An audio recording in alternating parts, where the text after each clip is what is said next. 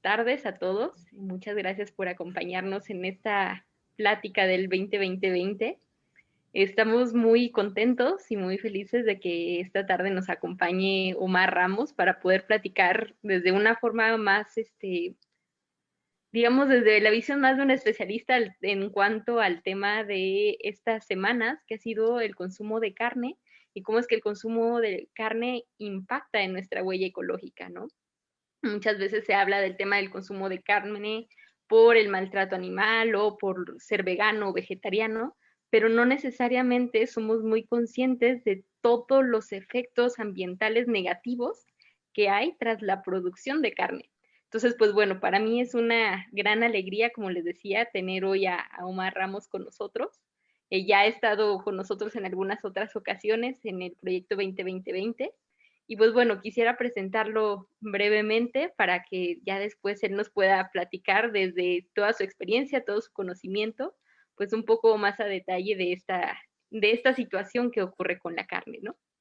Entonces, pues bueno, él es maestro de proyectos socioambientales por la Universidad del Medio Ambiente y tiene un enfoque en las áreas de agroecología, turismo sustentable, arquitectura, diseño y negocios socioambientales.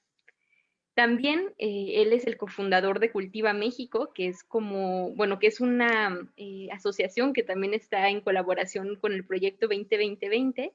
Y básicamente, pues el objetivo del proyecto de Cultiva es generar redes de consumo responsable en donde tanto consumidores como productores locales podamos preservar los saberes que hay en torno a la producción y al consumo en cuanto a esta idea de un comercio justo, ¿no? Y de hecho, pues vamos a ver, creo, hoy un poco también cómo toda esta parte de la producción, de cómo se producen los alimentos, cómo nos llegan a nosotros, pues son a veces esos elementos que no vemos, pero que más repercuten en el medio ambiente. Entonces, pues bueno, sin más preámbulos, le doy la bienvenida a Omar. Me reitero, muchísimas gracias por estar por acá. Y bueno, cualquier duda que vayan teniendo a lo largo de la plática la pueden ir poniendo por los comentarios y nosotros se las haremos llegar a Omar para que él las pueda ir contestando al final. Y pues nada, bienvenido, un gusto. Muchas gracias, al contrario, Jessica, muchas gracias por la invitación. Gracias a Sofía por abrir estos espacios yo diría, de reflexión más bien, ¿no? Que nos permiten entrar profundo en áreas en las que todos tenemos algo que decir, algo que hacer, algo que transformar. Y creo que eso nos permite llevar a la acción individual, digamos, problemáticas o poner soluciones al nivel individual sobre problemáticas que a veces parecen muy lejanas, ¿no? Entonces, un gusto al contrario, de estar aquí. Muchas gracias a ti y a todo el equipo de Sofía. Entonces, bueno, vamos a empezar. Como bien lo comentó Jessy, pues estoy involucrado en varios proyectos socioambientales, pero creo que lo más pertinente para la charla del día de hoy es decir que llevo ya alrededor casi 6 años en un régimen vegetariano, y desde esa plataforma voy a tratar también de comentar y de compartir algunas de las experiencias que he tenido a lo largo de estos años en este proceso.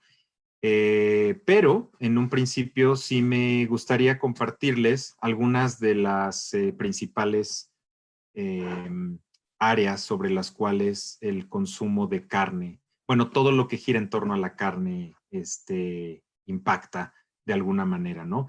Sí quisiera decir, antes de empezar, que pues tanto un problema ambiental como un problema social no pueden ser vistos o evaluados desde una perspectiva lineal, ¿no? O sea, pretender establecer causas únicas y consecuencias únicas, pues ya son modelos totalmente anacrónicos, ¿no? Que nos llevan a extremismos, pero también que nos llevan a una falta de comprensión sistémica de un problema. Entonces, para el día de hoy traje algunas de las áreas que me parece más importantes comentar, sin embargo, no son todas, valga decir que no son todas las áreas que me gustaría comentar, pero bueno, también el tiempo a veces es una limitante. Entonces, pues listo, vamos a echar toda la carne al asador para arrancar. Entonces, creo que yo voy a compartir mi pantalla o ustedes la comparten, Jessy. Si la puedes compartir tú, bien, y si no, ahorita te la comparto como tú prefieras. Nada más que creo que tú eres el que tienes ahorita posibilidad de compartir. Ah, buenísimo. Entonces, a ver, la voy a compartir y me dicen, por favor, si logran Perfecto. verla.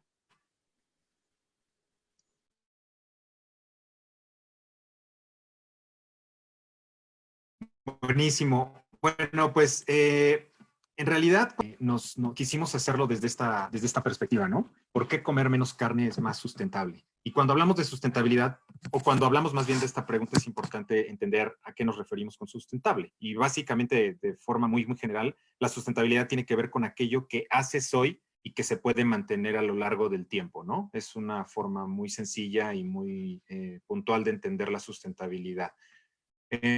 Entonces, vale la pena cuestionarnos si comer carne, incluso, no estoy seguro de si es más sustentable o si es sustentable, como lo estamos haciendo hoy. Bueno, para ponernos en contexto, hay que entender que, pues evidentemente, esta es una postura, una disyuntiva humana, ¿no?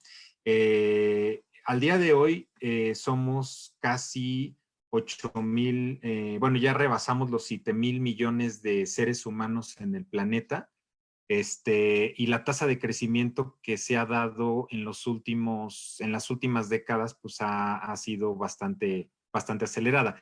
A pesar de que la población ya entró en un proceso de decrecimiento, pues se estima que para el 2050 vamos a ser alrededor de poco más de 9,000 millones de seres humanos. Y entonces esto es bien importante tenerlo en cuenta porque la forma en la que vivimos, la forma en la que consumimos, la forma en la que vestimos, la forma en la que nos comportamos, pues tiene impactos que ahorita vamos a ver más a detalle y que evidentemente esto cobra una relevancia fundamental, ¿no? Aquí en el mapa podemos ver, digamos, cómo este crecimiento se está proyectando para los próximos 60, 70 años, o sea, para el 2050 y para el 2100, cuando se cumple el primer centenario de este siglo, el primer centenario, perdón, de este milenio.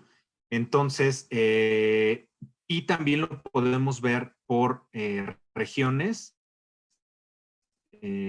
particularmente Europa, Asia Central, China, el este de Asia y Pacífico, el sur de Asia, América Latina, que es donde entramos nosotros, África del Norte y del Este, etcétera. Entonces, evidentemente aquí los números cambian en función de cada una de las regiones, sin embargo, el punto importante es que la cantidad de humanos que vamos a estar habitando este planeta va a seguir aumentando, independientemente de que en términos de tendencia estadística haya un decrecimiento, vamos a seguir o vamos a ser más, pues, ¿no? Más humanos en este planeta en los próximos años. Y un tema importante con relación al crecimiento es dónde vivimos y dónde vamos a vivir en los próximos años. Y prácticamente en el 2010, la población a lo largo, desde del 2010 para atrás, la mayor cantidad de gente vivía del y en el campo, ¿no? O sea, las poblaciones rurales eran las que prevalecían en el mundo, y prácticamente con el proceso de industrialización, bueno, desde la revolución industrial a finales del siglo XIX y con el proceso de industrialización acelerado, pues los patrones, digamos, demográficos fueron llevando al establecimiento de polos urbanos a lo largo de prácticamente todo el mundo, de tal manera que para el 2010 se rebasó la línea de la cantidad de gente que habita en ciudades versus en las áreas rurales. Esto es importante y sumamente importante por diferentes razones. Dentro de las principales está, bueno, los principales polos o puntos de consumo en los modelos que vamos a estar revisando hoy se encuentran en las ciudades. O sea, son las ciudades, digamos, donde en general se destinan los grandes capitales, las grandes inversiones y el consumo, digamos, fuerte a nivel humano. Entonces, cuando estamos viendo que el crecimiento en los próximos años va a ascender a poco más de 2,000 millones de seres humanos, pues esto se va a ir dando con más fuerza en las áreas urbanas o en las ciudades o en los polos urbanos que se vayan desarrollando a lo largo del planeta. Cómo reconfigurar o cómo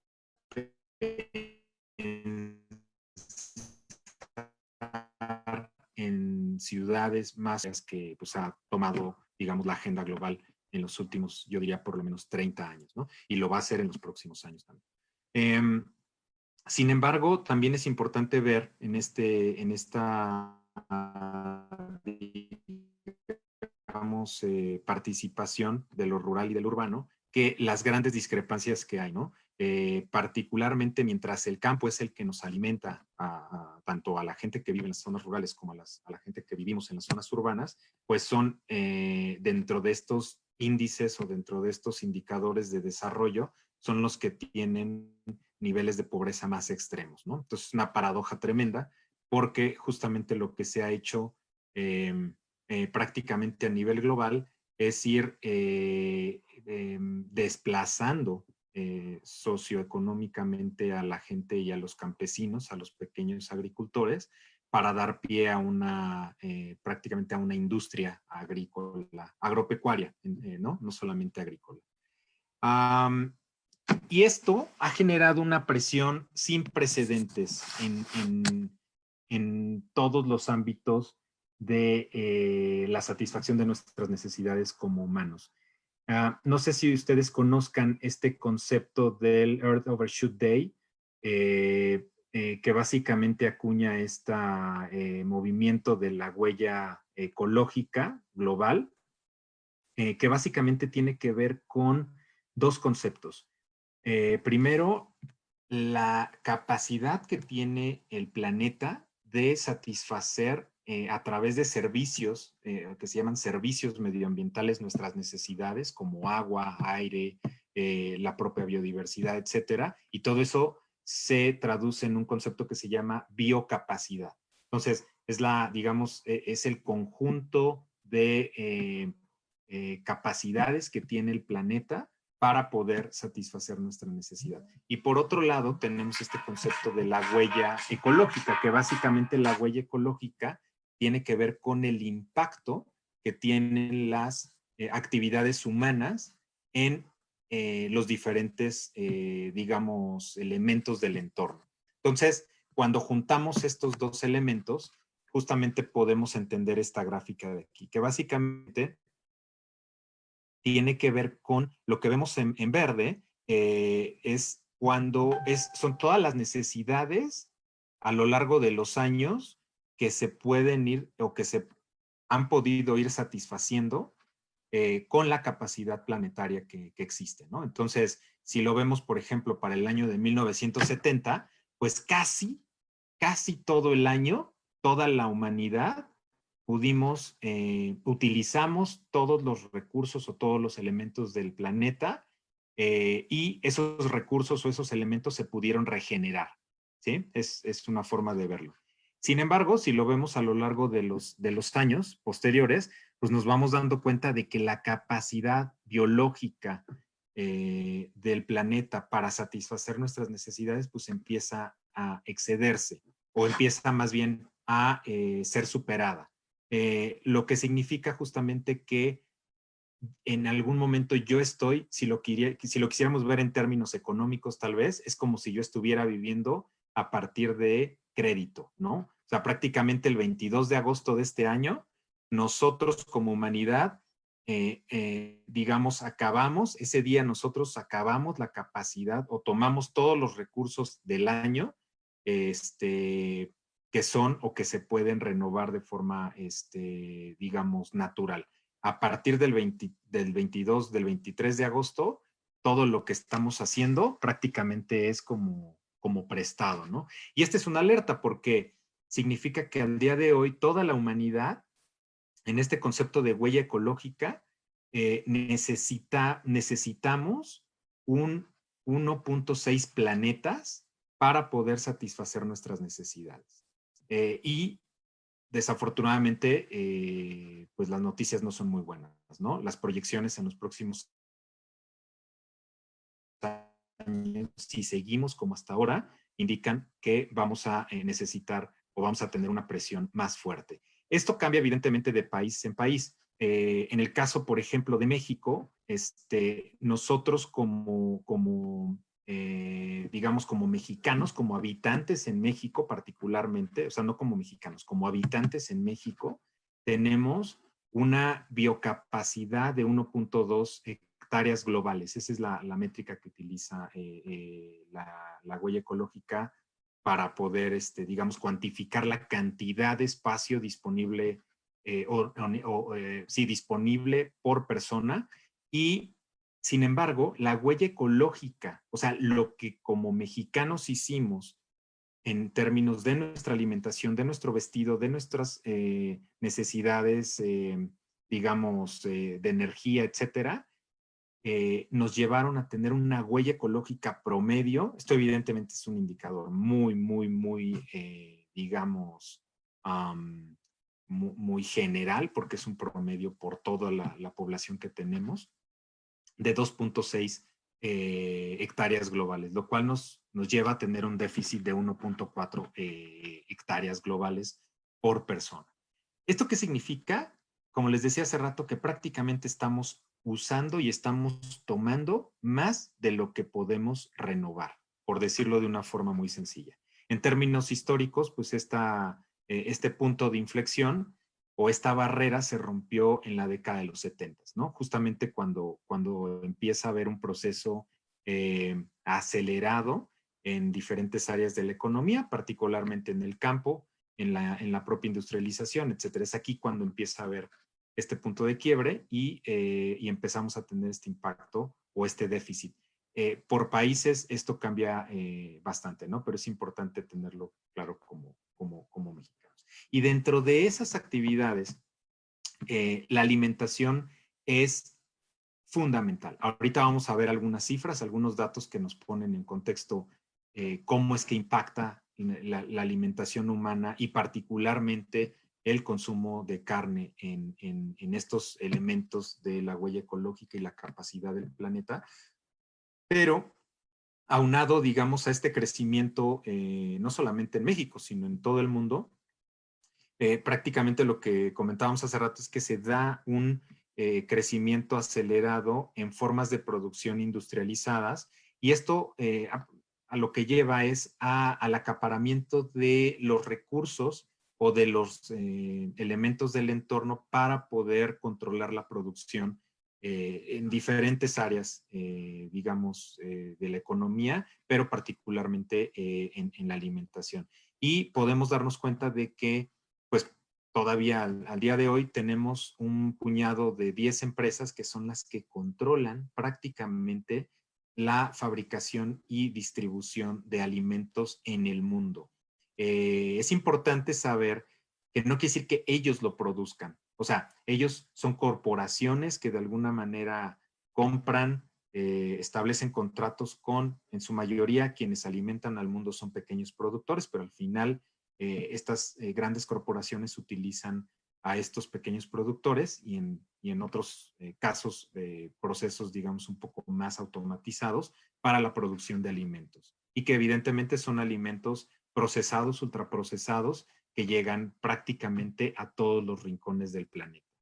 Entonces, este fenómeno se empieza a dar acompañado y es bien importante tenerlo claro porque cuando entramos en materia nos vamos a dar cuenta de que todos estos elementos se vuelven claves para la forma en la cual hoy en día se está impactando, se tiene un impacto relevante en términos de la alimentación humana. Y particularmente en términos de la carne, bueno, aquí vamos a ver dos tipos de alimentos de manera conjunta porque el impacto de estos dos grupos, que básicamente es carne, y cuando hablamos de carne integramos no solamente la carne roja, que generalmente es lo que pensamos, o incluso en muchos países se piensa cuando se habla de carne, pero aquí de hecho estamos hablando tanto de carne ovina, vacuna, porcina, de pollo, y en algunos otros casos pues integramos carne de oveja, carne de pavo, etcétera. Y por otro lado, todos los lácteos, ¿no? Que son, digamos, también otro de los grupos que hoy tienen un impacto relevante en diferentes áreas que vamos a ver con más detalle más adelante. Entonces, bueno, aquí, por ejemplo, estamos viendo cuál es el consumo anual por persona promedio y estamos viendo que en kilogramos, ¿no? Al año per cápita, estamos viendo que, por ejemplo, por región, varía, ¿no? Mientras a nivel global o a nivel mundial el consumo per cápita es más o menos de 42 kilogramos, casi, digamos, 40 kilos por persona. Podemos ver que por país o por región esto cambia bastante, ¿no? Tenemos economías o países con economías, digamos, desarrolladas, como Europa del Este, Estados Unidos, con altos niveles de consumo tanto de carne como de lácteos, pero también tenemos algunos países como Brasil, Argentina, India, que pues tienen tasas demasiado elevadas en el consumo de ambos, de estos dos grupos, ¿no? Y cuando vemos la media, pues estamos prácticamente ante un reto tremendo, ¿no? Sobre todo por la presión que estos países hacen en términos del consumo de carne, ¿no? ¿Por qué? Porque esto no lo podemos ver aislado, esto tenemos que entenderlo como una industria global, como lo vimos hace rato, que prácticamente busca satisfacer las necesidades alimentarias a través de, digamos, mecanismos que ahorita vamos a ir viendo cómo han impactado en poblaciones, en todo el mundo, pero particularmente en poblaciones. Y el problema es que con el crecimiento de la población en ciudades particularmente, se espera que la clase media pueda engrosar sus filas y con ello una tendencia que se ha dado en los últimos años es que el consumo de carne aumenta, ¿no? Y el consumo de lácteos aumenta, va acompañado. Entonces, por eso se vuelve importante poner esto en perspectiva.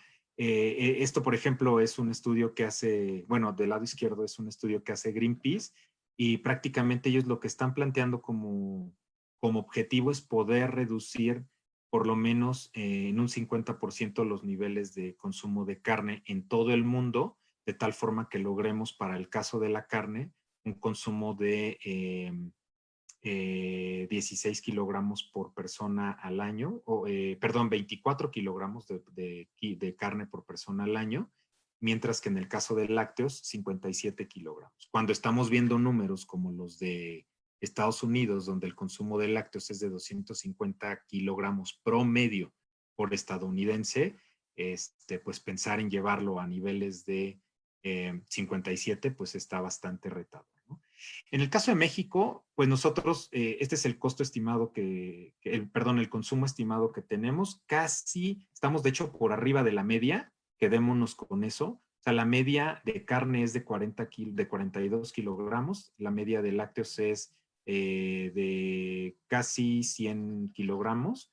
Y nosotros estamos, en el caso de la carne, particularmente, alrededor de 60 kilogramos por persona. Esto es para el 2016, pero no ha cambiado mucho y paradójicamente somos grandes consumidores y al mismo tiempo, o sea, somos grandes consumidores de algunas, digamos, tipos de carne, particularmente como lo vemos aquí, el pollo y el cerdo son los dos principales y a nivel global también sucede de la misma forma. Y también, bueno, tenemos consumo de pavo, por ejemplo, que es el que aparece ahí abajito, en menor medida, ¿no? Paradójicamente, cuando vemos estos elementos y cuando hablamos del consumo de carne como un elemento no tan positivo, pues nos damos cuenta que los países que presentan mayores ingresos, ¿no? Tienen una demanda mayor de alimentos de origen cárnico, ¿no? O de origen animal, mientras que los de ingresos bajos y medios tienen una demanda más baja de animales. Y este dato es importante porque se ha asociado este indicador con desarrollo, ¿no? Mientras más carne se consuma, más pues mejor nivel adquisitivo se tiene, ¿no? Hoy por hoy ese es un reflejo evidente de lo que sucede en los países desarrollados. O sea, son realmente los grandes consumidores de, de carne, mientras que los de bajos y medios ingresos son en general los grandes productores, ¿no? Mientras que se privilegia la producción o la demanda más bien de cereales en países con ingresos medios y bajos, y otro tipo de alimentos, ¿no? A diferencia de las economías, digamos, más ricas. Pero paradójicamente tenemos niveles de desnutrición, ¿no? En los países, o sea, con todo este movimiento de industrialización y de la Revolución Verde, donde se buscó a mediados de los años 60 alimentar con una falsa idea a partir de la digamos, investigación genética y de la intervención genética de las semillas y la incorporación de pesticidas, etcétera, pues paradójicamente esos objetivos no se han logrado, ¿no? Paradójicamente, entre comillas, porque justamente por el modelo de control que se ha dado a partir de estas corporaciones es por lo que no se ha logrado. Pero aquí lo importante a señalar es cómo los niveles de desnutrición se dan a nivel de los países que justamente son los que pues hoy carecen o los que producen más bien la cantidad de alimentos que se consumen en los países desarrollados. Bueno, vamos a evaluar o vamos a revisar algunas de las áreas de impacto del consumo de carne. El consumo de carne realmente lo podemos evaluar desde diferentes perspectivas y de hecho vale la pena hacerlo para evitar, como les decía al principio, digamos, tener una visión acotada, ¿no? Del tema. Entonces, yo ahorita escogí, justo como decía Jessica al principio, escogí dos. Uno que tiene que ver con el impacto ambiental específicamente que tiene el consumo de la carne y el otro, el impacto en la salud, ¿no? En la salud humana particularmente. Mientras por un lado la salud planetaria y por otro lado la salud humana, que no lo podemos separar, pero para efectos del análisis, pues lo vamos a ver de esta manera. Sin embargo, sí quisiera dejar tal vez digamos, un poco pues, el interés porque podamos abrir otros espacios de discusión o que cada quien pueda profundizar en otras áreas, como por ejemplo, ¿cuáles? El impacto económico, o sea, hay evidentemente toda una industria y una economía en torno a la carne y eso tiene impactos, ¿no? Muy, muy, muy puntuales. Por otro lado, también todo lo relacionado con la ética animal y el trato que se da a los animales y el impacto que esto tiene de alguna manera en términos de la salud. Y bueno, digamos, la disparidad que llega a existir entre unos países y otros, hasta temas un poquito más profundos como el valor nutricional que se puede tener con bajos o nulos consumos de carne, ¿no? Me parece que son temas que se tienen que abordar si es que se quiere revisar este asunto desde una perspectiva mucho más holística, ¿no? Entonces, bueno, vamos a empezar con la parte ambiental. Un poquito para poner, digamos, algunos datos en términos muy, muy generales, pues digamos que el consumo de carne, digamos que es uno de estos actores principales en la problemática ambiental global.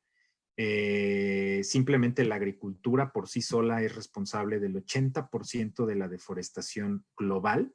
Quiere decir que la mayor cantidad de bosques, de selvas que se pierden al año están relacionadas directamente con la conversión del suelo a fines agrícolas en un 80%.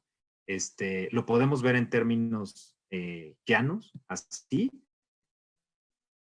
Sin embargo, esto desencadena una serie de problemáticas mucho más complejas, ¿no? Como la pérdida de biodiversidad, como la pérdida de recursos o de elementos de relaciones, digamos, bióticas en los diferentes ecosistemas, hasta la pérdida misma de los propios ecosistemas, ¿no? También, bueno, utiliza la agricultura en su totalidad. Aquí no estamos hablando solamente de la agricultura enfocada a la producción cárnica. La agricultura en su totalidad utiliza el 70% de lo que se llama el agua fresca, que prácticamente es el agua que tenemos disponible para uso humano, y que es menos del 1% del agua total que tenemos en el planeta. La mayor cantidad pues, son aguas en los mares y también aguas subterráneas. Sin embargo, el agua disponible, el agua fresca, pues es una mínima parte de todo lo que existe en términos de agua en el mundo. Digamos, la alimentación, particularmente, o sea, los detonadores para la producción de alimentos son responsables de la pérdida del 70% de biodiversidad terrestre, o sea, de todos los ecosistemas terrestres que se ven amenazados por justamente satisfacer las necesidades alimentarias de los seres humanos. En el caso de los ecosistemas acuáticos, pues el 50% de la biodiversidad en ecosistemas acuáticos también se ha perdido a consecuencia directa de la satisfacción de las necesidades alimentarias de los seres humanos. Y esto va muy relacionado, por ejemplo, con la pesca legal o ilegal, en donde pues se llegan a quedar atorados en las redes, pues digamos los que encabezan las cadenas tróficas de los sistemas acuáticos, como ballenas, tiburones, orcas, algunas focas, lobos marinos, etcétera. La degradación propia del suelo, ¿no? Más del 52% de la superficie terrestre está degradada a consecuencia de la agricultura. Entonces, bueno, estas son algunas de las grandes cifras o de los grandes números en torno a la agricultura en general. Sin embargo, cuando hablamos en términos ya del consumo de carne o de la producción de carne, podemos ver algunos datos generales, ¿no? Como por ejemplo, por cada 10 seres humanos actualmente en el planeta, aproximadamente tenemos tenemos 3 ovejas, un cerdo, 30 pollos, ¿no? O sea, esto nos permite entender cuál es la cantidad o cuántos son los animales que yo requiero como ser humano en términos generales para poder satisfacer mis necesidades, digamos, alimentarias de carne, ¿no? El 26%, por ejemplo, del área que se utiliza de la superficie terrestre, o sea, casi una tercera parte de la superficie terrestre, equivale a la producción de alimentos específicamente para alimentar al ganado. Esto es un dato impresionante porque ni siquiera es alimento que se produce para alimentarnos directamente a nosotros, sino para alimentar al ganado que, pues, en su gran mayoría termina en nuestro plato, ¿no? Pero al final yo necesito producir esas grandes cantidades de alimento para poder satisfacer nuestras necesidades. El 29% del total de la huella hídrica del sector agrícola equivale o está relacionado con la producción de semovientes o de animales, pues, ¿no? Para el consumo humano.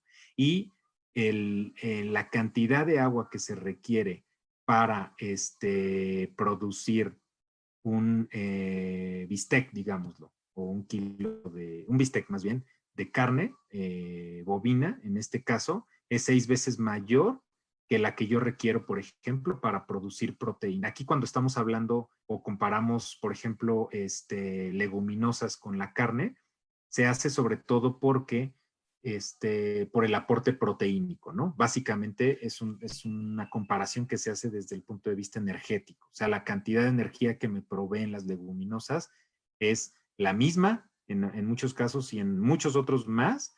Sin embargo, la presión sobre los ecosistemas pues es radicalmente diferente, ¿no? En el caso del agua estamos viendo que es 6 veces mayor la cantidad de agua que necesito para producir 1 gramo de proteína vacuna o de origen vacuno contra el gramo de proteína en leguminosas. ¿Sale? Bueno, vamos a ir viendo a detalle algunos de estos datos. Para poder entender o para poder encuadrar el impacto ambiental,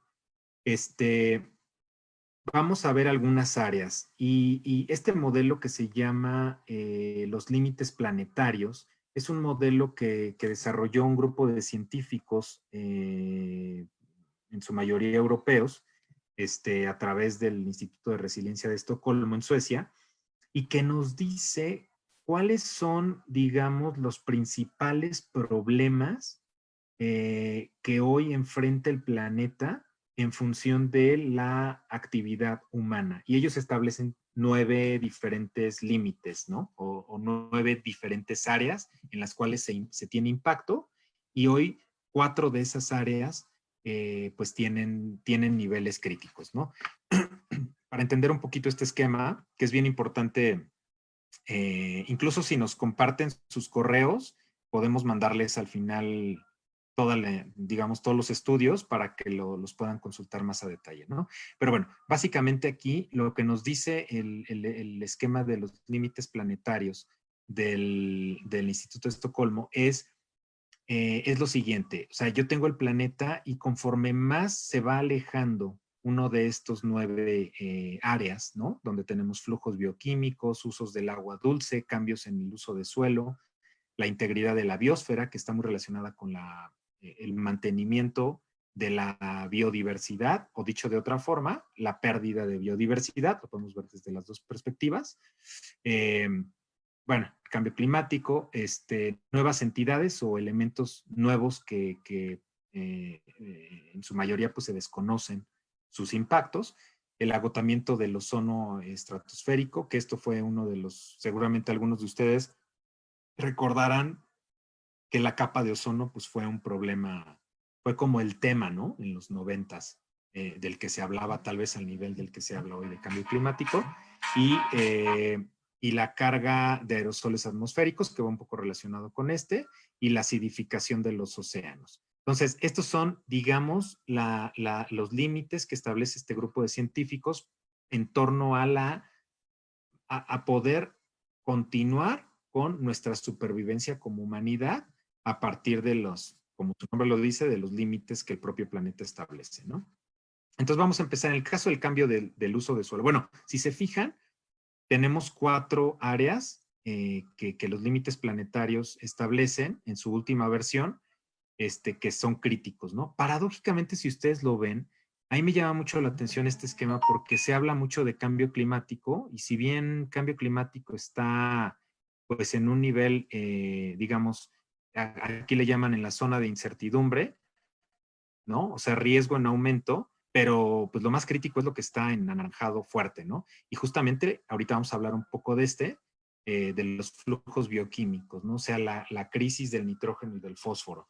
Pero bueno, tenemos el cambio de uso de suelo que está, de hecho, más fuerte que como lo plantean aquí para el caso del cambio climático, y la integridad de la biosfera, ¿no? En el caso, por ejemplo, del cambio del uso de suelo, ya lo veíamos al principio, que la principal razón para, digamos, transformar los suelos, y cuando decimos los suelos nos referimos a la vocación del suelo, ¿no? O sea, forestal, cambia a que sea una ciudad, o que cambia a que sea un pastizal, o que cambia a que sea un sembradío, etc. Entonces, el 65% de los cambios de uso de suelo a nivel global están relacionados con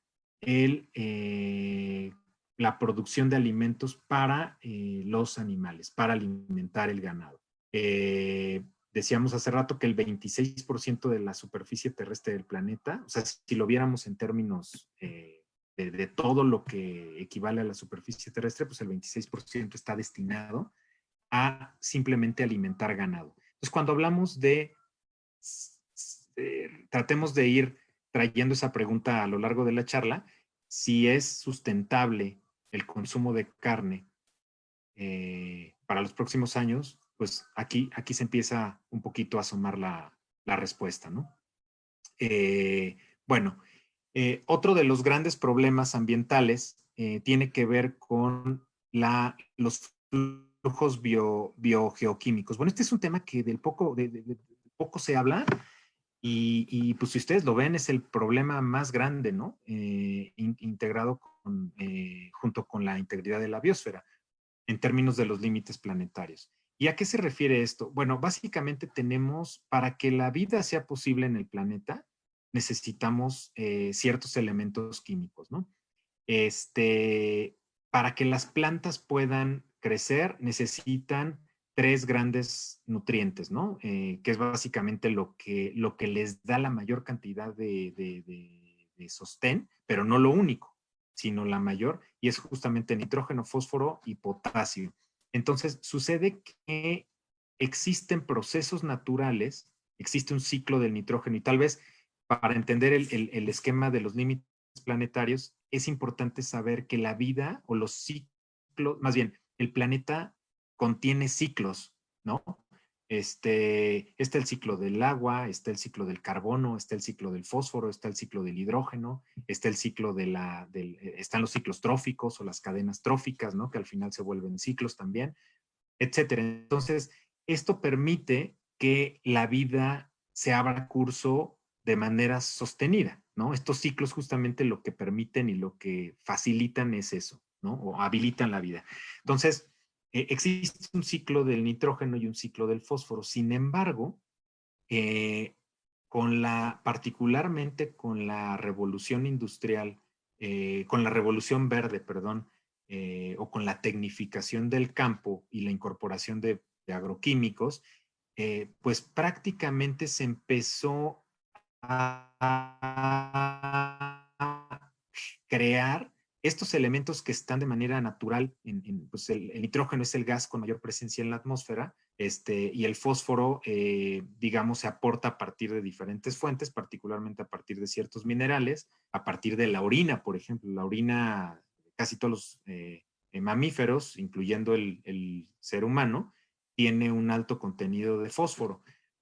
Sin embargo, pues la Revolución Verde nos dejó eh, digamos, la síntesis química o la fabricación de estos elementos. ¿Y qué es lo que ha sucedido? Pues simplemente que se han sobre explotado, en el caso del fósforo, las minas de fósforo, que por cierto solamente 4 países tienen este recurso mineral no renovable, y en el caso del nitrógeno, pues estas plantas a través de las cuales justamente se fabrican estos fertilizantes, como la que explotó en Líbano, pero que de manera natural, digamos, a través de procesos biológicos, bioquímicos, la naturaleza incorpora estos macronutrientes al proceso de la vida. Bueno, ¿qué es lo que ha sucedido? Pues que prácticamente la sobrenitrogenización, la erosión, han hecho que todo este nitrógeno y todo este fósforo que yo saqué de algún lugar termina en los mares, termina primero en los cuerpos de agua superficiales, como los ríos, los lagos, las lagunas, etcétera, y después va a los mares, y no solamente pierdo la fertilidad de los suelos, sino que prácticamente y particularmente el nitrógeno, genera un fenómeno que se llama eutrofización, que prácticamente está relacionado con el exceso de nitrógeno en el agua, lo cual genera una cantidad enorme de algas, y esas algas impiden el paso del oxígeno, y al impedir el paso del oxígeno, pues prácticamente empieza a morir el ecosistema. Entonces, hoy ya pues es muy común, desafortunadamente, ver en todo el planeta áreas como esta que estamos viendo aquí en pantalla, con mares muertos, ¿no? O zonas muertas prácticamente a lo largo de todo el mundo. Y el 29%, particularmente de la huella hídrica, de toda la producción agrícola está relacionada con la producción de carne, específicamente con la producción de carne, ¿no? Eso es importante tenerlo en el radar. Estas son, si lo vemos en el mapa, los puntitos rojos que vemos son mares o son zonas costeras que ya están muertas. O sea, no hay vida. Si nosotros vamos a Missouri, si nosotros vamos a algunas costas del Mediterráneo, si nosotros vamos a varias, digamos, zonas costeras en el mundo, vamos a encontrarnos con grandes superficies. Se tiene, digamos, presente que hay más de 600 sistemas documentados, sistemas o áreas muertas, ¿no? En todo el planeta. ¿Y eso qué significa? Un alto nivel de eutrofización a causa de la derrama principalmente de estiércol o de fertilizantes que se utilizaron o de pesticidas que se utilizaron para la producción agrícola con fines de consumo animal. En el caso, por ejemplo, de los Estados Unidos, simplemente hablando del fósforo, este es, digamos, un poquito la proporción o la causa principal, ¿no? El ganado vacuno produce pues casi la mayor cantidad digamos, de contaminación digamos, por exceso de fósforo en los mares. Los nutrientes como el nitrógeno, el fósforo y el potasio no deben de llegar a los mares, deben de llegar a los suelos. Y los suelos no logran, digamos, retener, asimilar, procesar estos macronutrientes justamente porque presentan un alto nivel de erosión. Entonces, cuando tenemos suelos altamente erosionados, pues simplemente lo que sucede es que se vuelve una especie como de plancha de concreto, donde prácticamente todo se lava y todo va a terminar a los mares, ¿no? Y este es uno de los problemas más grandes. ¿Por qué? Porque si el fósforo en su, digamos, versión de extracción minera se acaba, pues prácticamente habrá que pensar en qué hacemos como humanidad, porque es un recurso no renovable. Y por eso a mí me gusta ponerlo en perspectiva, porque si se fijan es uno de los problemas más grandes de los cuales poco se habla, ¿no? Relacionado con esto, pues también está la generación de aguas negras, ¿no? El hecho de que nosotros llevemos un alimento a nuestra mesa y lo echemos pues, por el caño y este caño va a desembocar a los ríos, a los mares, a los lagos, pues simplemente estoy desnutriendo el suelo y estoy contaminando el agua. O sea, estoy desligando totalmente un proceso productivo. Y ahí se va, digamos, dentro de esta crisis también está ese elemento, ¿no? Pero bueno, ahorita nos enfocamos específicamente en el consumo de carne y la producción de carne que genera este fenómeno. Luego tenemos la integridad de la biosfera, que tiene que ver específicamente con la pérdida de biodiversidad y de riqueza de especies en todo el mundo. Bueno, digamos, este indicador o para este indicador utilizamos la WWF ha desarrollado, que básicamente consiste en monitorear más de 2,000 especies en todo el mundo y ver cómo se comporta o cómo se ha comportado, pues ya sea la afectación a estas especies o incluso la pérdida, ¿no? Y aquí podemos ver, por ejemplo, que más o menos un 68%, o sea, ha habido un decrecimiento de estas especies a nivel global, en cuanto a este índice se refiere, de un 68%. Y esto varía por grupos de animales, ¿no? O sea, tenemos, o de especies, tenemos especies o plantas forestales, tenemos vertebrados, tenemos invertebrados, y esto también cambia a nivel de región. No se alcanza a apreciar muy bien aquí, pero pues la mala noticia es que en el caso del último reporte que publicó la WWF, la región con mayores afectaciones en términos de pérdida de biodiversidad es América Latina, ¿no? Todo lo que tenemos acá en América Latina, más o menos acá, probablemente no se alcanzan a ver bien los números, pero es más de un 90% la pérdida que tenemos en América Latina. O sea, somos la región con mayor pérdida. Y de manera muy, digamos, fuerte, pues todo lo que se ha perdido en la selva amazónica a causa justamente de la conversión para pastizales y potrero en esa región, ¿no? Que es, digamos, uno de los principales zonas o áreas que aloja la biodiversidad, incluyendo, incluyendo tanto especies acuáticas como especies terrestres, ¿no?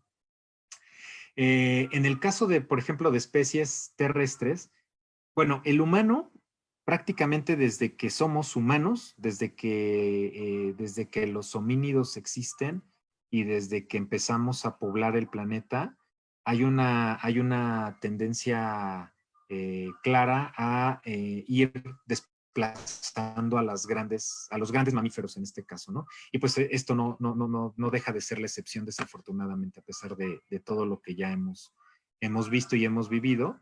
Entonces tenemos aquí, por ejemplo, cuáles son las principales amenazas para especies terrestres, aves y mamíferos.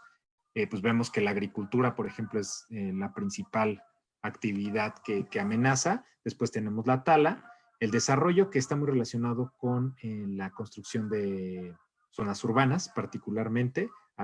Tiene un poquito de industria, pero principalmente está relacionada con la construcción digamos, de ciudades, la caza y las especies invasoras. Y esto de las especies invasoras es también bien importante tomarlo en consideración porque muchas de digamos, de los impactos que se han tenido justamente tienen que ver con la incorporación de animales, plantas en ecosistemas que no corresponden, ¿no? Y muchos de ellos justamente para la alimentación humana, ¿no? Eh, y bueno, acá a lo que se enfrentan en este caso los grandes herbívoros a nivel mundial, pues tenemos la caza por carne, ¿no? Que es digamos, en el caso de la explotación y la caza por parte de los cuerpos. En el caso de la ganadería, pues ahí la competición, ¿no? Simplemente es, pues yo quito un bosque, una estepa para meter ganado y pues evidentemente eso, digamos, elimina técnicamente digamos, las especies que puedan estar ahí, ¿no? En los Estados Unidos, en México, en nuestro país, se ha ido recuperando poco a poco la presencia en áreas silvestres del lobo mexicano. Sin embargo, en gran medida se fue perdiendo en la zona norte del país justamente por la extensión ganadera en aquella región de México. Cambios en el uso de suelo, como ya lo veíamos. Y bueno, la otra parte que tiene que ver con los conflictos, ¿no? Eso en términos de los problemas ambientales que están asociados directamente con la producción de carne. Aquí tal vez estamos hablando más del lado de producción, o sea, lo que nos cuesta producir ambientalmente carne y el impacto que tiene en el medio ambiente para que posteriormente yo pueda, digamos, llevarla a mi mesa, ¿no? Ese es, digamos, como que hay otras áreas o hay más elementos que impactan, digamos, dentro de la parte ambiental. Sin embargo, estas me parecen como las principales que habría que tener en el radar, no solamente por, digamos, justamente porque son los que más evidentes son, sino por el impacto que puede tener para la propia supervivencia nuestra en este planeta, ¿no? Eh, Sin embargo, por otro lado, tenemos el impacto que tiene el consumo de la carne en nuestro propio esquema de salud, es decir, en mi propia salud. Entonces, pues prácticamente podríamos decir que en los últimos 20 años se han hecho diferentes trabajos para poder poner en perspectiva la ingesta de carne y las consecuencias que esta genera, ¿no? Entonces, este es un diagrama que se desarrolló en el Reino Unido y que justamente por diferentes científicos y que justamente pone en perspectiva cuáles son los alimentos que se catalogan como saludables. Prácticamente quiere decir que pues, los puedo consumir en las cantidades que yo quiera en términos de salud humana.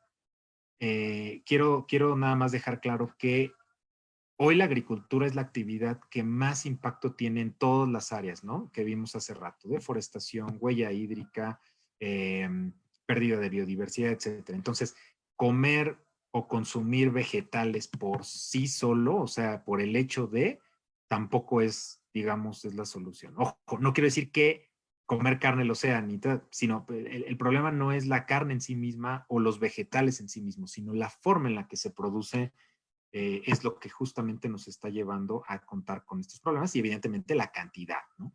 Este, por eso lo quiero señalar, porque cuando vemos estos grupos de alimentos, pues podemos tener grandes extensiones de monocultivo de trigo o de maíz o de frijol y estarlos fertilizando con agroquímicos, y pues eso no es lo que realmente. Pero acá, digamos, en lo que se enfoca este estudio es qué impacto tiene en la salud humana específicamente. Mientras que se cataloga como no saludable, tal vez a varios de los que estén ahorita, aquí presentes, este, pues si tienen más de 50 años, pues esto era otra cosa, ¿no? O seguramente cuando tenían 20 años. Por el contrario, se hablaba de que comer carne, tomar leche, tomar quesos, etcétera, era muy saludable, ¿no? Era incluso parte de la dieta saludable que se nos daba.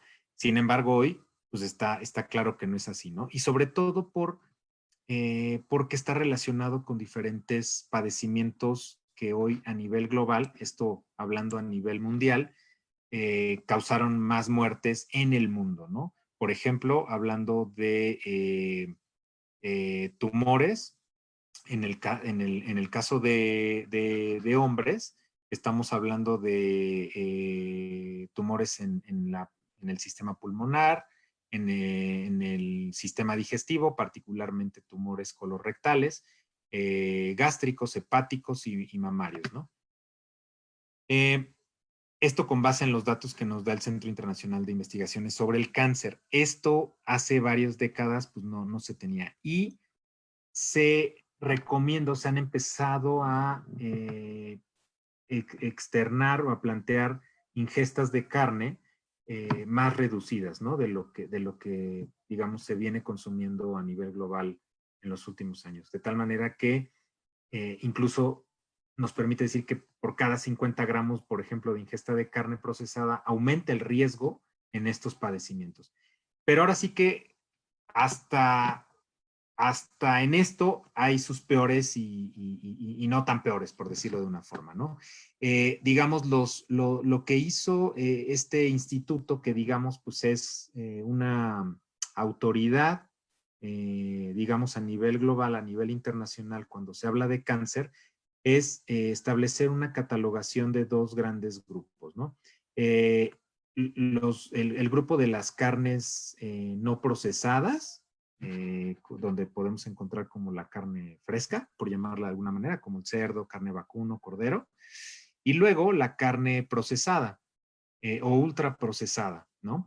Donde ya encontramos a las salchichas, los chorizos, los tocinos, los salamis, todos los embutidos prácticamente están aquí.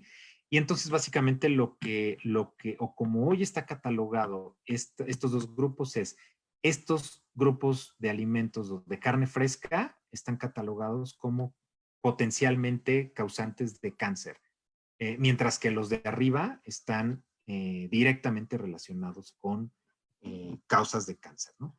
Entonces, eso es importante tenerlo en perspectiva, porque nos permite también ahorita relacionarlo con varios de los principales problemas en términos de cáncer que llegamos a tener en nuestro país, ¿no? Hablando ya específicamente de México, por ejemplo, de acuerdo al Atlas Alimentario, al Atlas de la Carne, pues nos podemos dar cuenta, en el caso de México, cómo privilegiamos en los hogares el consumo de muchos de estos alimentos ultraprocesados, cárnicos específicamente, como los embutidos, ¿no? Y de ahí pues nos vamos casi hasta abajo a las carnes frescas, que son las que catalogan como potencialmente pueden llegar a causar cáncer. Pero los de hasta arriba, que son los que más privilegio en mi consumo o en mi gasto, en este caso como familia en México promedio, pues son los que más se consumen. Y en el caso de nuestro país,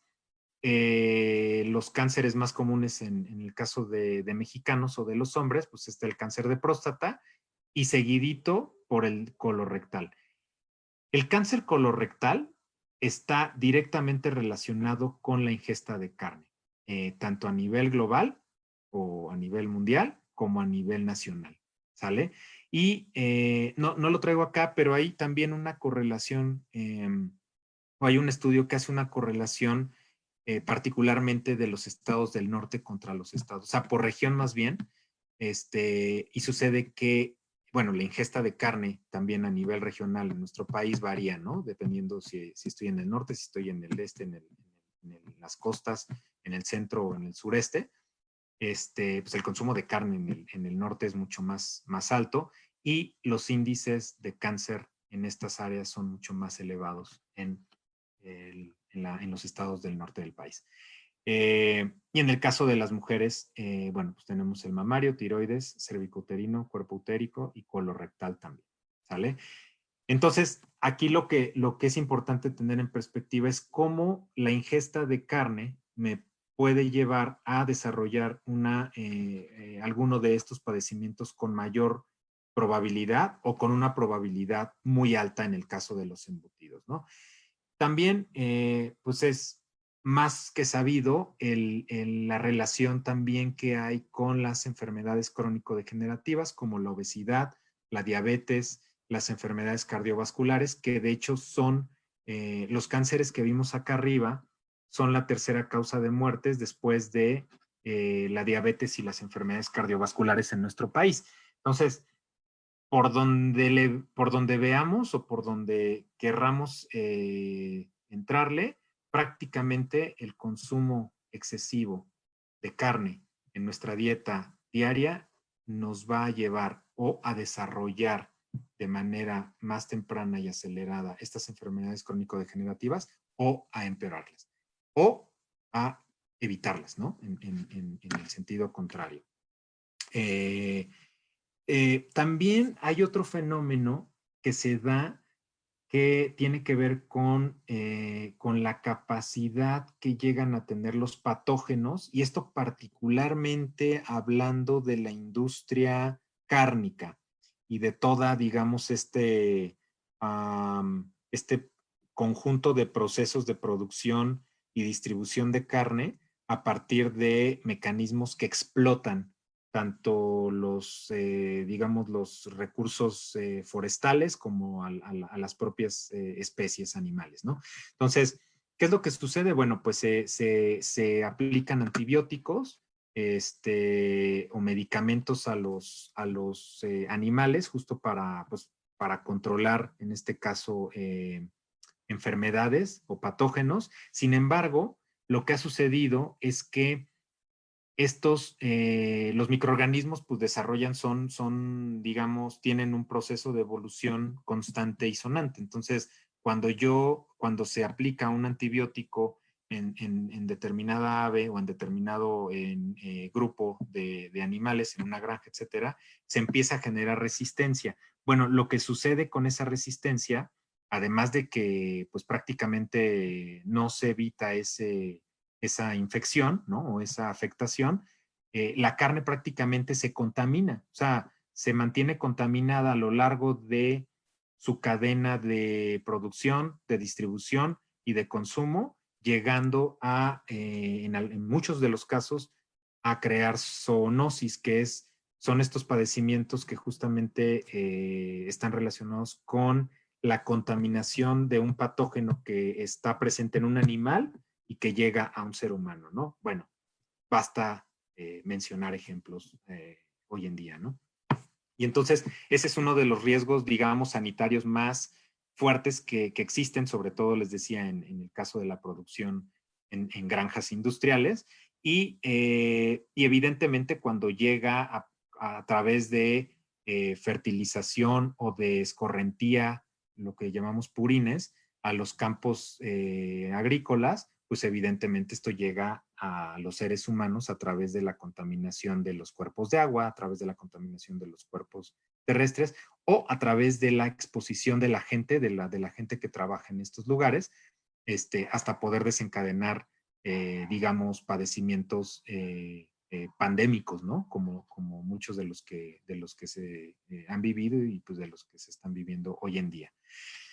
Entonces, bueno, aquí pues no hay realmente mucho que decir. O sea, el plato del buen comer es una herramienta que nos permite tener una guía un poquito mucho más clara de cómo poder privilegiar una alimentación muy, muy baja en carne o incluso totalmente baja en carne. Si se fijan, no sé si ustedes recuerden, hace algunas décadas, este esquema se hablaba más bien de una pirámide, ¿no? Era una pirámide en donde la mayor cantidad de alimentos que se planteaban sanos eran justamente los que hoy vemos que no debemos consumir, ¿no? Prácticamente todos los alimentos de origen animal, incluyendo lácteos.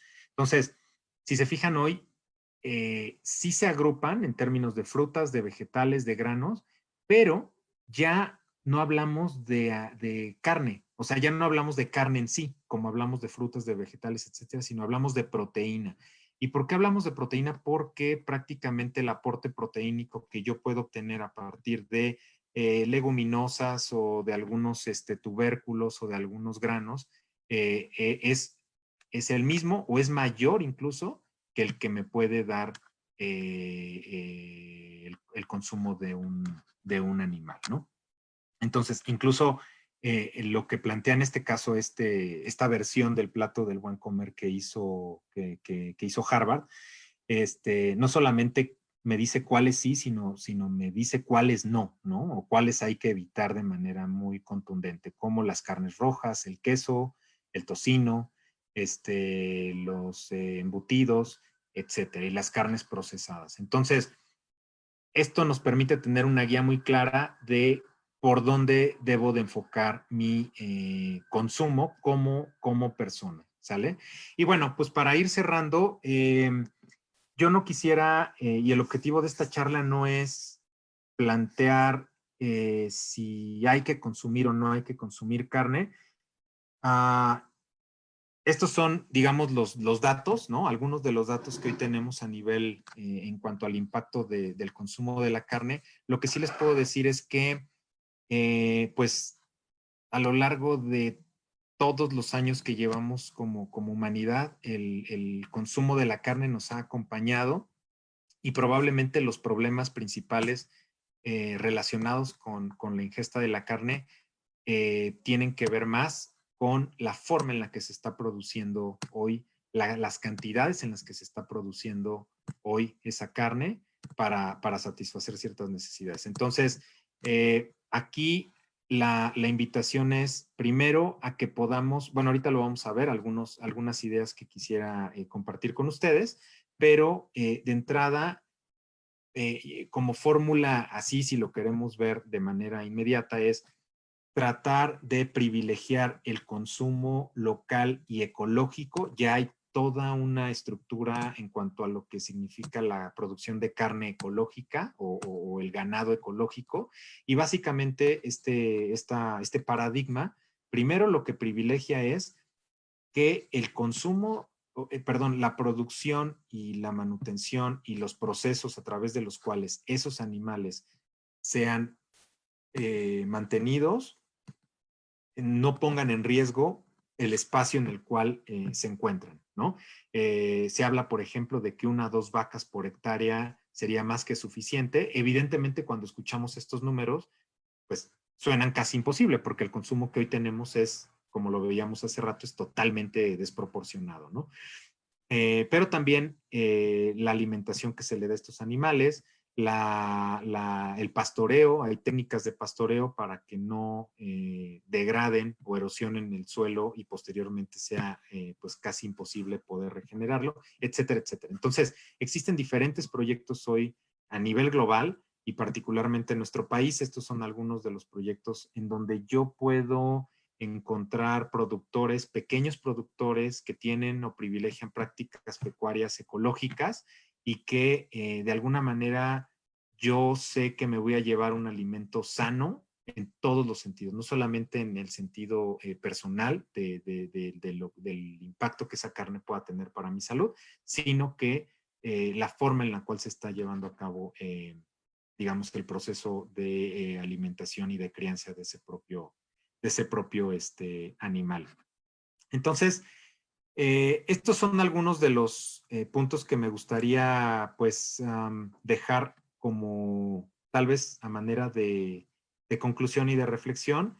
Primero, esto que comentábamos al principio, ¿no? Cualquier solución lineal está condenada al fracaso. Es decir, muchas de las discusiones en torno al consumo de la carne y a la producción de la carne están enfocadas a si se deja de producir o si se deja de consumir o si se consume o si no.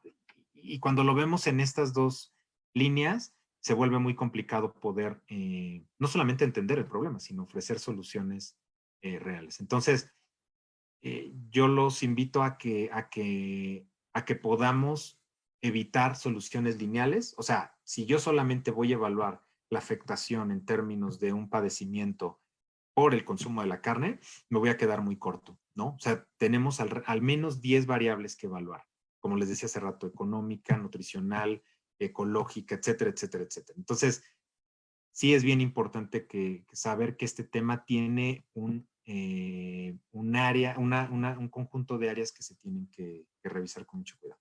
Y ya si lo llevo a mi esquema personal, primero hacer un diagnóstico, ¿no? ¿Cómo estoy al día de hoy? Yo como persona, o si estoy casado, estoy juntado, vivo con mis papás, etcétera, con mi novia, con mi novio, ¿cómo es mi consumo actual de carne? Acuérdense que lo que no se mide no se puede mejorar. Entonces, sí es bien importante saber, y ojo, cuando hablamos de carne ya vimos todos los elementos que involucran a la carne. O sea, desde la carne, okay, pensamos en la carne roja, pero también estoy hablando del pollo, pero también estoy hablando del pescado, estoy hablando del pavo, estoy hablando del conejo, estoy hablando de todo lo que es de origen animal, incluso los lácteos. Entonces, y existen algunos elementos que me van a permitir aproximarme a un proceso individual más realista, ¿no? Primero, ¿cuánto consumo? O sea, ¿cuál es la cantidad, y si lo podemos llevar a kilogramos, de carne que consumo al mes y luego entonces al año? Y eso me va a permitir poner en perspectiva todos los números que hace ratito mencioné. Y ya entrando más en profundidad, esto es el mero consumo en términos de cantidades. Pero la siguiente, yo les diría, esta es la parte donde realmente vale la pena entrar más a fondo. De dónde, que tiene que ver con el origen, ¿no? De ese producto. ¿De dónde viene? O sea, ¿dónde se produjo? ¿Quién lo produjo? ¿Cuál fue el proceso? Y yo les apuesto que la próxima vez que hagan esa pregunta, cuando estén frente a su plato de comida, muy probablemente pocos, si no es que muy pocos o nadie, va a poder responder esa pregunta. Incluso si le preguntan a la persona que les está comercializando o vendiendo ese producto. Entonces, yo los invito a que hagan este diagnóstico y que sí lo trabajen de manera muy profunda. Segundo, a partir de eso, que establezcan un reto, una meta personal, ¿no? Y que se reten ustedes en lo personal a poder establecer las metas que ustedes crean convenientes. Si ustedes dicen, en mi caso, yo decidí dejar el consumo de carne de la noche a la mañana, pero no tiene que ser así. Si ustedes deciden irlo disminuyendo, con una meta muy específica, pero lo importante es que puedan establecer, si se den la oportunidad de por lo menos un mes, probarlo, probarse y vivir esa experiencia. De tal manera que podamos reducir y empezar a redireccionar ese proceso. Y finalmente, poder evaluar un poco más a fondo. No me enfoqué en esos temas en esta charla, porque también implica un debate bastante grande, pero otras alternativas, ¿no? Otras alternativas que incluso llegan a ser un poco radicales de cara al tema que estamos tocando, como por ejemplo el veganismo, que prácticamente no solamente tiene que ver con el consumo de cualquier alimento que haya tenido animales en su proceso, y los propios animales, evidentemente, sino todo lo que tiene que ver con la ropa, los muebles, etcétera, ¿no? Ese es el veganismo. La trofología, que también es una línea de alimentación que parte de la combinación de alimentos para que nuestro sistema, nuestros diferentes sistemas, a partir del sistema digestivo, pueda tener un procesamiento mejor y más eficiente de los alimentos y con eso un metabolismo muy eficaz. Mucha gente que practica este método y bueno, hay muchos otros, ¿no? Probablemente la mayoría de ustedes esté dentro de un concepto que se llama flexitariano, ¿no? Que es un concepto que se acuñó hace apenas algunos años y que tiene que ver con la gente que empieza a entender que el consumo de carne no es, el consumo de carne como lo hemos vivido en los últimos años, pues no es lo más sano, pero tampoco es lo más sustentable. O sea, no es sustentable, ambientalmente es una ilusión, ¿no? Y entonces, bueno, pues disminuyen este consumo de carne. Entonces, pues bueno, si en algún momento decidimos consumir carne, como yo los invitaría a que privilegien la producción ecológica, o sea, que sí se den a la tarea de investigar y de revisar. Nosotros en Cultiva, por ejemplo, tenemos productores que hacen esto, pero hay muchos proyectos como los que comenté hace rato que les presenté, que privilegian esto y que se encargan de asegurar que la producción que hacen es una producción limpia, técnicamente hablando, ¿no? Local, o sea, que si yo voy al supermercado o al mercado incluso, pues la carne tal vez que yo estoy consumiendo ahí viene probablemente ni siquiera es nacional, ¿no? Y bajo un esquema de comercio justo, que es fundamental, ¿no? Que los productores realmente sean los que se vean mayormente beneficiados, no solamente en el caso de la carne, sino en cualquier producto. Pero ahorita hablando de la carne, justamente que yo pueda saber exactamente de dónde viene lo que yo estoy consumiendo, ¿sale? Entonces, bueno, pues esto es a grandes rasgos lo que quería compartir con ustedes. No sé, Jessy, si tengamos alguna o algunas dudas, preguntas, observaciones. Estás en mute. Muchísimas gracias, Omar. Creo que ha sido sumamente interesante conocer como muchas otras perspectivas relacionadas con lo del tema de la carne. Mira, yo por aquí tengo un comentario que me pareció muy interesante de Armando Robles. Dice, un reto dejar hábitos aprendidos cuando la razón trasciende.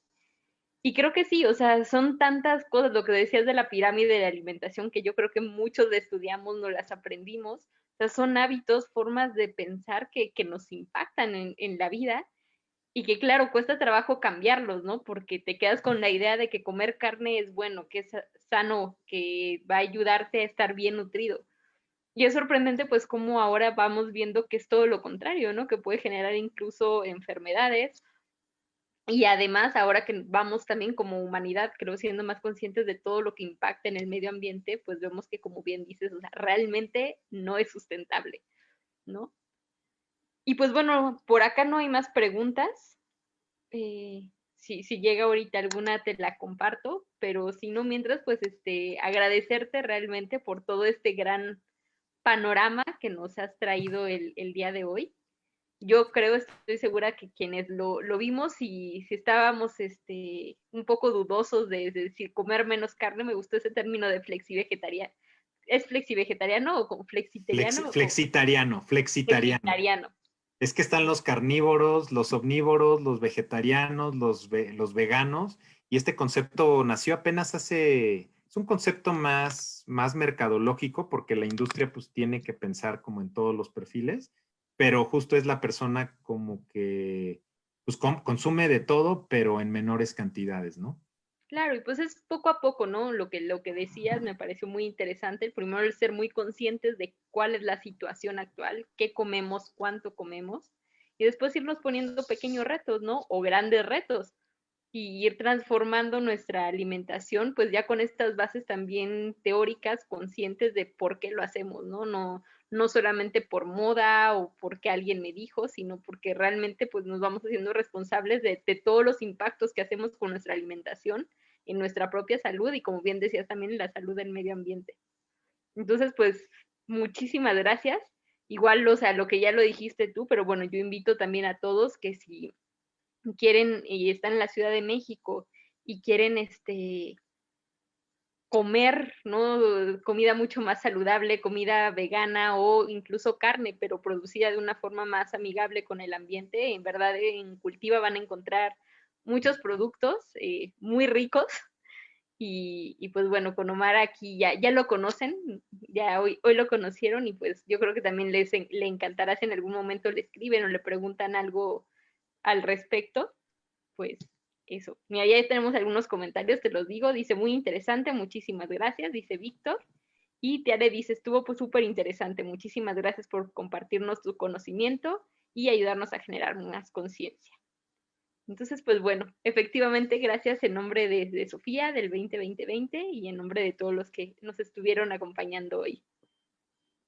Muchas gracias, Jessica. Y me parece otra vez muy atinado la iniciativa 2020 porque aterriza estos problemas a lo individual, ¿no? Y esto que hacen ustedes de escoger estos temas y llevarlos pues a ras de suelo, ¿no? El problema es que hoy mucha gente habla del cambio climático y no entiende ni siquiera pues, de qué se trata. Entonces todo el mundo habla de eso, pero nadie sabe de qué se trata y piensa que es nada más como apagar el carro.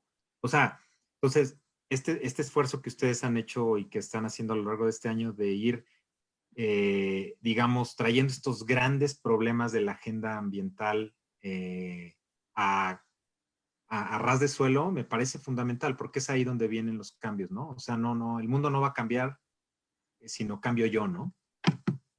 Pues sí, esa es la idea y pues estamos sumamente contentos de que lo reconozcas y de que además formes parte de esto y que pues seamos, como decías, ¿no? Cada vez más los que de forma individual vayamos haciendo estos cambios, porque si no, no vamos a lograr, yo creo, eso que soñamos de un mundo mejor, un mundo más sustentable, ¿no? En términos ambientales, pero pues también en términos sociales, económicos y personales.